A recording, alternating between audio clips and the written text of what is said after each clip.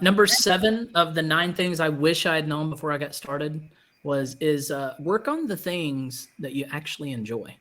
Now, Tiffany, you're creating this course that has a lot to do with this. Can you dive into this one for us?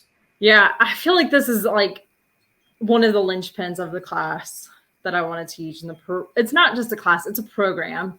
And it's starting on the things that make you happy. I like looking at deals. That's what I thoroughly enjoy doing.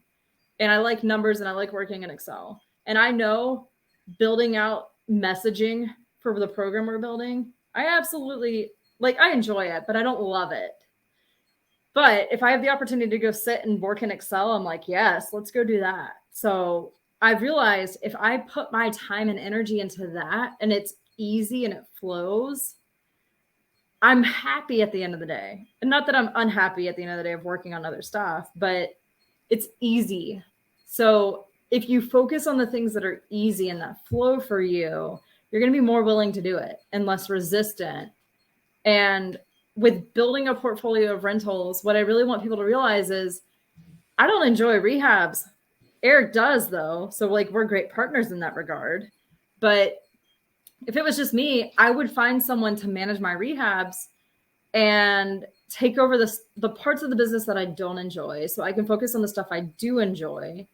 And if that means earning 1099 income to do the things I enjoy, that basically after taxes goes and pays for someone else to do the stuff I don't enjoy, at the end of the day, I'm net in a happier place and someone else is doing the stuff I don't enjoy. I don't know if that makes any sense. No, I think it does. A lot of people love to say the old, verbiage of, if you do the thing you love, you'll never work a day in your life. Now, there's some truth to that. Work is work, no matter how you want to frame it. If you're exchanging something for money, that's essentially what we like to call work. Now, work in the actual sense of something is that you're moving something with force from one place to a destination, and that force was involved. But if that force that is used to move that stone from one place to another, if that force comes from a place of excitement, and like you approach that rock that you're trying to move from this place to this place with a sense of, there's nothing more that I want to do today than to push that rock. Like, I love pushing rocks. Then pushing that rock is going to be fun. Then showing up to that rock every day to push that rock from one place to the next, you're going to be excited to do it. And then when you reach the point of not having to push that rock, or maybe you're handing it off to someone else, you're going to be excited to teach them. You're going to be excited to pass the buck. You're going to be just, you're going to feel very fulfilled. Your life is going to have a sense of accomplishment and of meaning.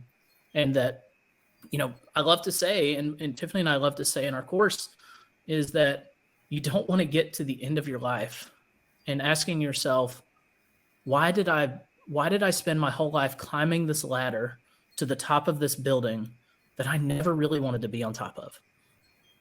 I should have leaned my ladder up against that other building and started climbing it. So, there's a skill set assessment that is involved with figuring out what you really, really enjoy within this industry. And there's a place for everybody. There's a place within this business for every skill set. And, it just takes time and studying and understanding to figure out what lane do you belong in. And at that point, lean your ladder against it and start climbing. Yeah. I mean, I wish in hindsight we had done some more flips and paid someone to property manage and I don't enjoy managing. I know you definitely don't enjoy that part of the business. So if we had outsourced that aspect and flipped and paid the taxes and taken the huge hit, but use that to fund our lifestyle after the management fees, like we would have been happier because it would have only taken a couple flips to cover those management fees. And I know there's people out there that love managing. So I want people to live in their purpose and what they enjoy doing and what they're good at the end of the day, and not worry about the things that aren't in that purpose. And, I was talking to our mutual friend that is getting into the business. And he's like, yeah, there's so many good classes I want to attend. And I get it. Like when we first started, it was like there were 6 classes thrown at us. And it's like, which ones do you pick? I don't have $600 a pop. I don't have $3,600 to throw at education. But if you could pick 1 or 2 of those and go learn that topic, and then you charge somebody $100 a month per property as a property manager, you can quickly make back what you learned in that class. If managing properties is what you want to do, that's not what I want to do. But you find what you're good at. And that's one of the things we're going to help you find is that skill set assessment and what you're good at. So then you can go be living in that purpose and charging other people for that service and using that income from the thing you're good at to pay for the things you don't want to do. And I can't imagine where we would be if we had not gone down the property management path, because you think about how much we lost in lost rent and evictions and all those things. If we had had a manager that could own that and handle it for us, we'd be in the positive in a very significant way, I'm sure. Yeah. I mean, like I was saying earlier, you're going to have failures. You're going to have areas of your business where you're either going to pay for the education or you're going to learn it on the streets. Yeah. And all of the money that we have lost over the course of the past 5 years in lost rent or in high turnover costs or in lost opportunities because of attention elsewhere, it's hard to put a number on that. It could be anything. But it's definitely, there is a value to it.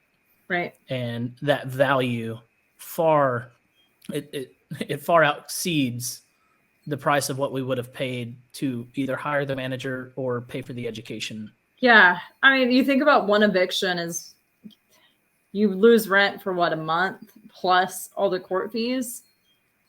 That's $2,000, give or take. I mean, so $600 for a class that might help you avoid one eviction. That's a win to me.